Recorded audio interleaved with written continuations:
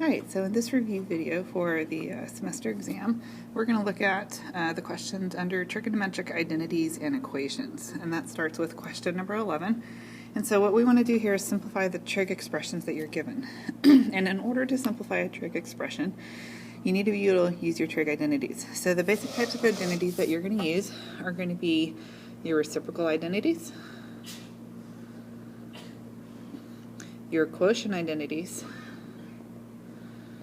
as well as your Pythagorean identities.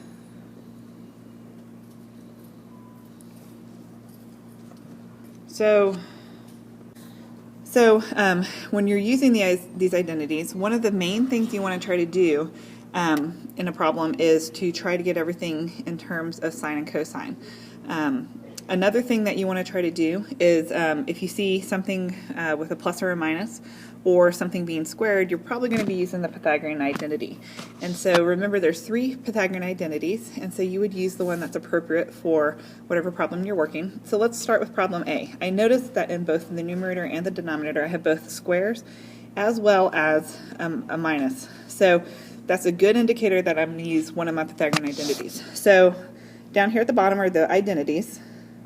And each of these identities can be rearranged in order to produce what we might see in our expression. So I notice on the top I have 1 minus sine squared x. So that's going to be from the first Pythagorean identity. And all we're doing is we're subtracting sine squared x from each side. So we would get cosine squared x equals 1 minus sine squared x. So what I'm going to do is I'm going to replace that entire phrase with cosine squared x. Okay, so my numerator becomes cosine squared x. I can do the same thing for the denominator.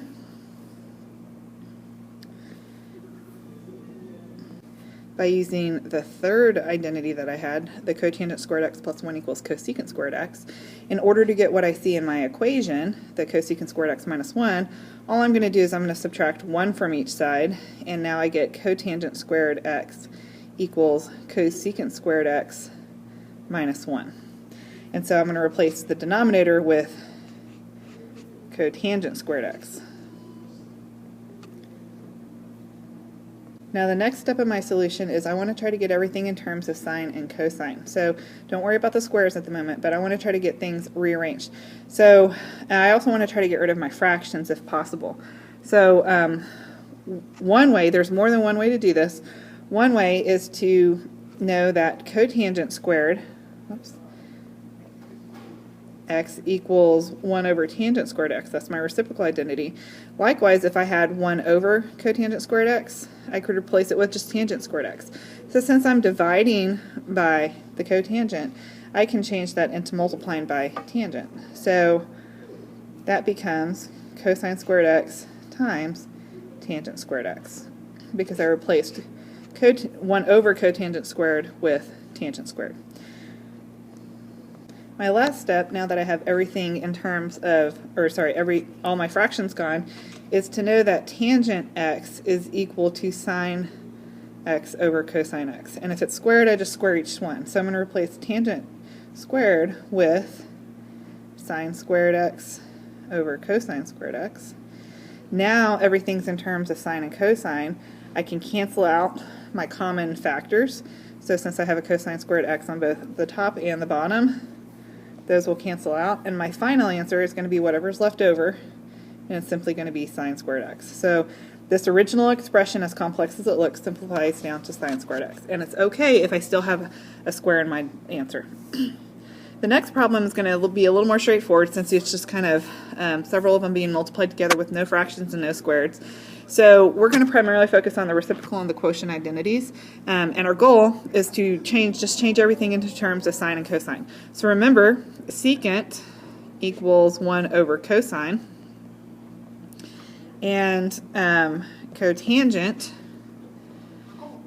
equals cosine over sine. So those are the two that I'm going to change. So cotangent becomes cosine x over sine x. The secant becomes 1 over cosine. And sine, since it's already sine, just stays sine. I'm going to put it over 1 though to help me orient it in my problem. So now that I have everything in terms of sine and cosine, I can start simplifying. I have a cosine on top and the bottom, I have a sine on top and the bottom. All I have left is 1 over 1, which means my answer reduces to 1. So those are a little bit more straightforward. Just make sure you replace them with the proper identities. Now let's go ahead and move on to question number 12. We want to use the sum or the difference identity to simplify or find these values. These are non-unit circle values, so we have to do something else. So first off, let's review what the sum and difference identities look like. And they're different for sine and cosine. So let's first look at the sum and difference for sine. Okay, whenever you're doing sum or difference for sine, notice that it expands to a sine times a cosine, and that happens twice. And so notice that you're going to take the sine and the cosine of each angle, but they're going to be split up, and the sine and the cosine are always multiplying together. Also notice that the mathematical operation is going to match whatever operation you were doing with your angle. So if you're doing the sum identity, you're going to add those two terms together. Likewise, if you're doing the difference identity, we're subtracting them. Okay, so it doesn't really matter which one you use, you're going to get the same result. My recommendation is just to pick angles that you definitely know the values for. So to get 105, I can either add two angles together or subtract two angles, but I know the values for 60 and 45. And they're both positive, so that's going to keep me having to keep track of negative signs. So I'm going to do 60 plus 45, so I'm going to use the sum identity for that one. You could have also done 135 minus 40, I don't know. 150 minus 45 would give you 145. And since we're doing sine, you would still get positive angles. So sum or difference, it doesn't really matter. So what we're going to do then is we're simply, once we decide on what two angles we're going to use, we're going to plug it into the appropriate identity. So this becomes the sine of 60 degrees times the cosine of 45 plus the sine of 45 degrees times the cosine of 60. And these should all be unit circle angles that you know the values of. So the sine of 60 is going to be square root of 3 over 2. Cosine, all our 45 degree angles are always square root of 2 over 2. The only difference would be whether it's positive or negative, depending on the quadrant. And then again, for the 45 degree angle, square root of 2 over 2, and cosine at 60 is going to be 1/2. So now I'm going to multiply each group of fractions together. So square root of 3 times square root of 2 is going to give me square root of 6. And the denominator should always be 4. And then this one's going to be square root of 2 over 4. And so at this point I combine my numerators together. I get square root of 6 plus the square root of 2 all over 4. And so this is the exact answer that you're going to be looking for to have. So really all of your answers when you do sum and difference are going to look very, very similar. The changes that are going to happen is whether you have plus signs or minus signs in front of the square root of 6 or the square root of 2. Okay, so that's the sum or difference for sine. So let's go ahead and look at it for cosine. So you'll notice that for our sum and difference identities for cosine, we're still taking the cosine and the sine of each angle that we choose, except we're going to organize it differently. So notice on the cosine version, we're multiplying cosine times cosine and then sine times sine on both identities. The biggest difference here is that I'm going to use the opposite math operation. So if I'm adding, I'm going to subtract on the other side of my identity. If I choose the difference of angles, then I'm actually going to add the cosine times plus sine sine. Okay, so that's the biggest difference, the two biggest differences you're going to see.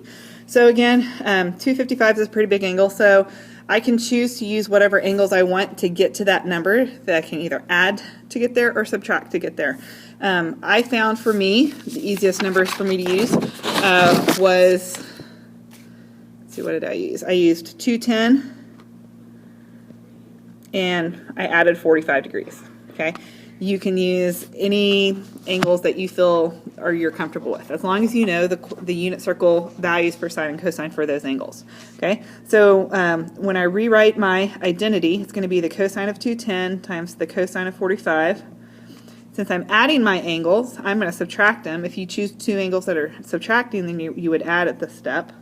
And then it's going to be the sine of 210 and the sine of 45. Okay, so now I'm going to replace those with their unit circle values. So cosine at 210 is going to be a negative square root of 3 over 2 because it's a quadrant 3 angle, so it's going to be negative. But cosine 45 is a quadrant 1, so it's going to be a positive square root of 2 over 2. And then I'm going to subtract from that sine of 210 is going to be a negative 1/2. And then the sine of 45 degrees is going to be a positive square root of 2 over 2. So again, remember what I said in the last problem, we're always going to get square root of 6 and square root of 2, and that's going to be over 4, but what's going to be different in all of our answers, depending on which quadrant or position we're at, is whether we're adding or subtracting those numbers. Okay, so if we multiply the first two fractions together, a negative square root of 3 times square root of 2 is going to give me a negative square root of 6. And then over here I have a negative 1 and a square root of 2, so that's a negative, but I have a minus sign in front, so a negative times a negative turns it positive. So that's becomes a plus square root of 2. And that's all going to be over 4. And so that would be my answer for the cosine of 255, even if you got there differently. And it doesn't matter if the 6 or the 2's in front. It's the same either way. Okay, let's go ahead and move on to question number 13. We're looking for now solutions to equations. What are the solutions to the equation of sine x equals negative 3/4 over the interval 0 to 360? Now, negative 3 over 4 is not a unit circle angle, or not a unit circle value, so we're definitely going to have to use the calculator, and we want to make sure that our answer is in degrees. So you want to make sure that you're in degree mode, or that you remember that if you're in radian mode, that you convert it to degrees after you finish getting your answer. Okay, so initially, the solution is pretty simple. To find x, I'm just going to take the inverse sine of negative 3/4. Now remember, when we're doing inverse sine, our answers that we're going to get, our output is going to be between negative 90 degrees and positive 90 degrees. So when you get your answer, you're either going to get a negative quadrant 4 angle or you're going to get a positive quadrant 1 angle. So just keep that in mind. If this was in radians, it would be negative pi over 2 to positive pi over 2. Inverse cosine, on the other hand, goes from 0 to, whoops, I used the wrong brackets, hold on. There we go, because we can actually equal those numbers. Now, inverse cosine is going to go from 0 to 180, so that means you're either going to get a quadrant 1 or quadrant 2 angle. And if we did inverse tangent, it's similar to sine, except we can't equal the end values, so it would be negative 90 to positive 90 degrees. Okay, so if you don't get a quadrant 1 angle, we're going to have to find a reference angle, which I'll talk about in a minute.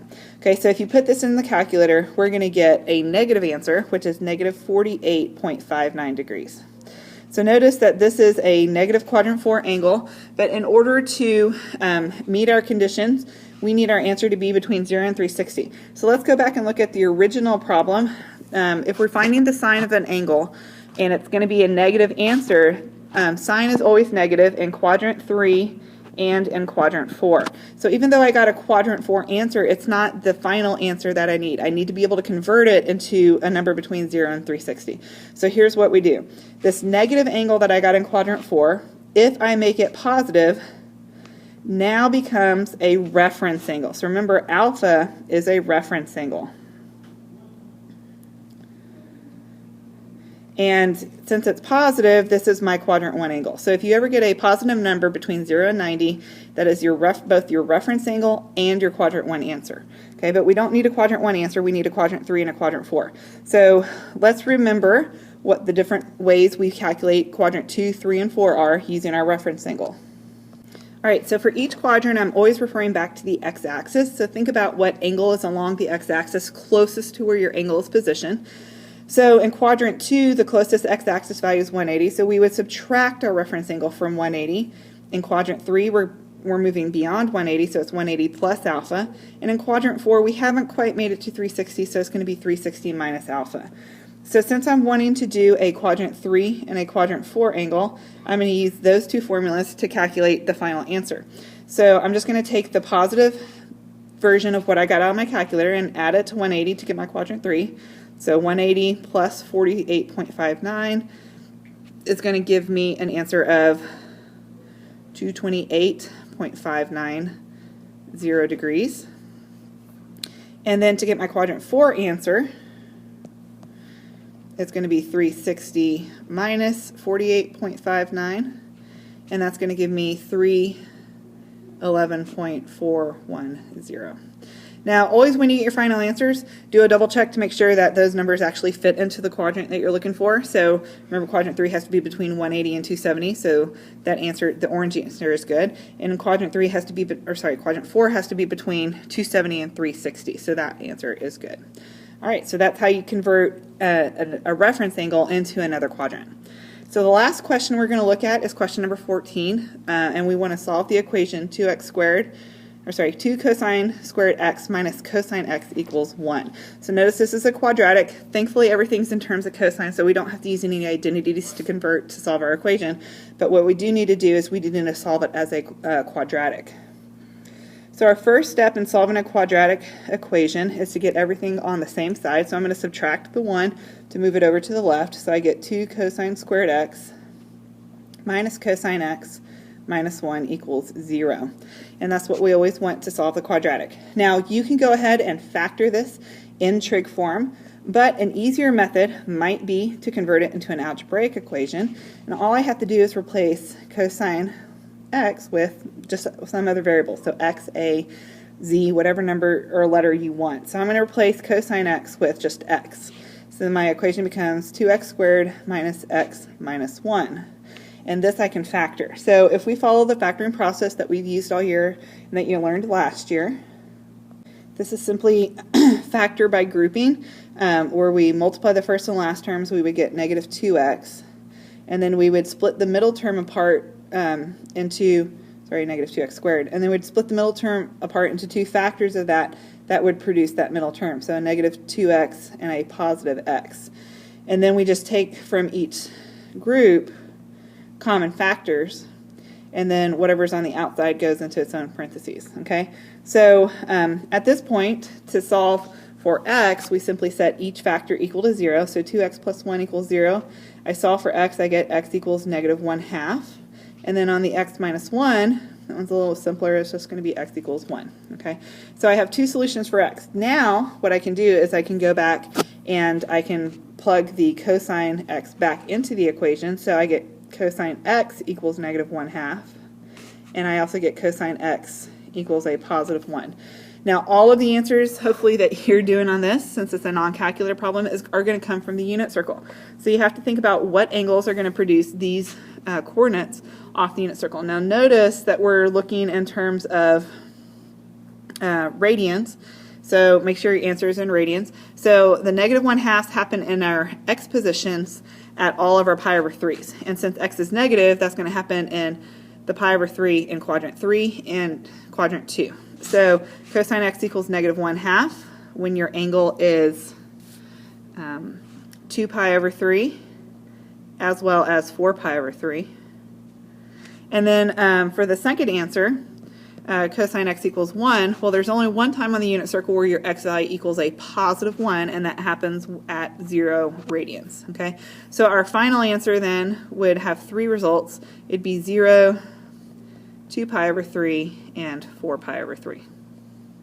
And that is how you would solve an equation, especially a quadratic form equation. So make sure before your final that you look over your identities so that you know your reciprocal, your quotient, and your Pythagorean identities. And also make sure that you're familiar with your unit circle so that when you see sine and cosine of an angle on your unit circle that you can replace it with the appropriate coordinate value.